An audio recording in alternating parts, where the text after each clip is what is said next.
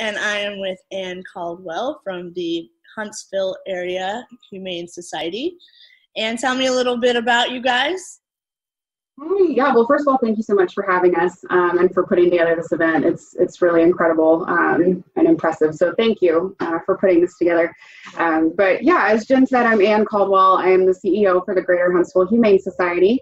And we're a no-kill animal shelter located in North Alabama in Huntsville. And we have been around for 50 years. This is our 51st year. So we've been around the block for a little while, but we're definitely facing some unprecedented times right now. And no, we're not alone in that.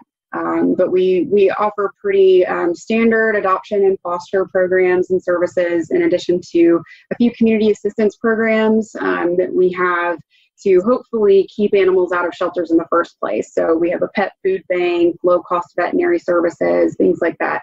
So we're not just adoptions and fosters, we're also trying to be a leader in the community and meet people where they are to hopefully keep pets out of shelters in the first place. Right on. So you're actually doing home visits? Do I understand that correctly? We do for some. We do home visits for some breeds and not others. Obviously, with the pandemic, that's become a little bit more tricky, but we've gotten to be fairly creative. We've been known to FaceTime adopters instead of, doing the home visit in person and doing things that way. It's definitely forced us to be creative and innovative.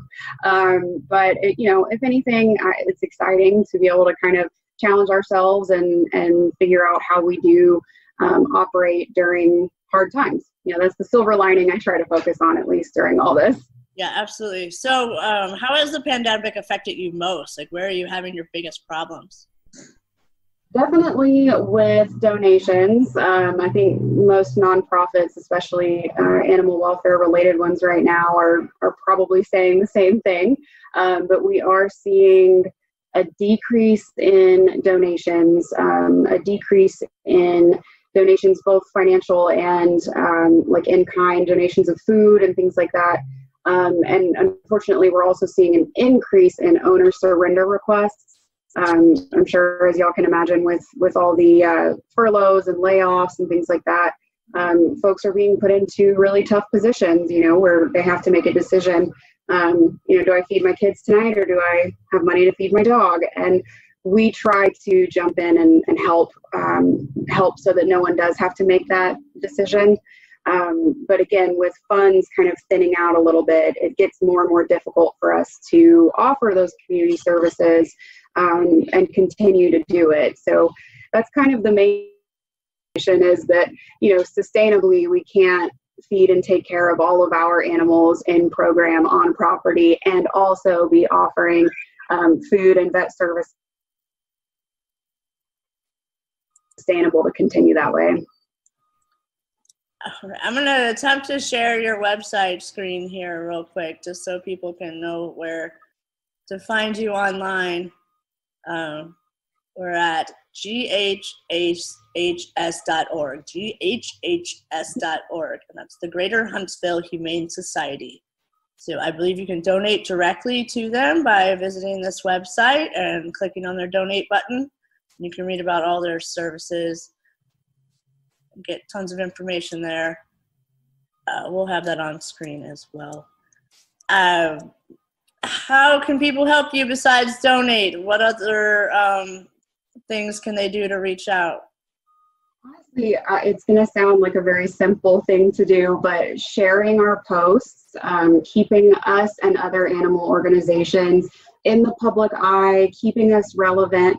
I know that the focus right now is on human health in a lot of the big news sites, and that's fair. It absolutely needs to be, but we don't want animals to be forgotten. So it really is a huge help whenever anyone speaks about us publicly, shares our posts, helps get the word out that even though we are focusing on this global pandemic and really our first priority is human health, there is also this kind of forgotten demographic of homeless animals that still need us.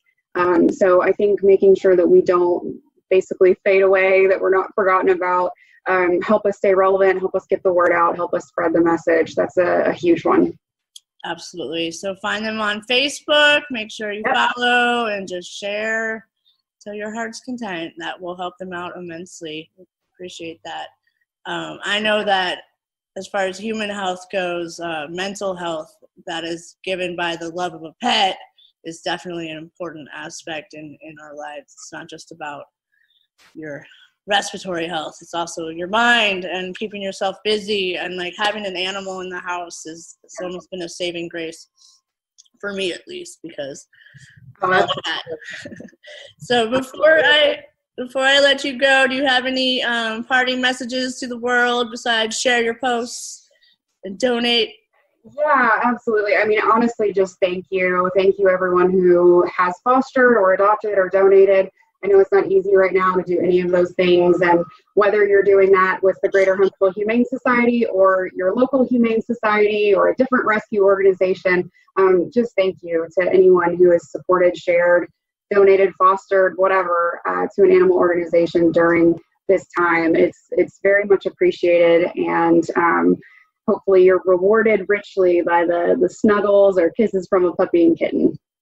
Very good advice.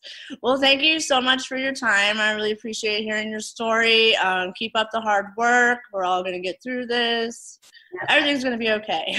But until then, donate, share, like, tell your friends, spread the word. Let's just all keep everybody afloat together. Absolutely. Thank you.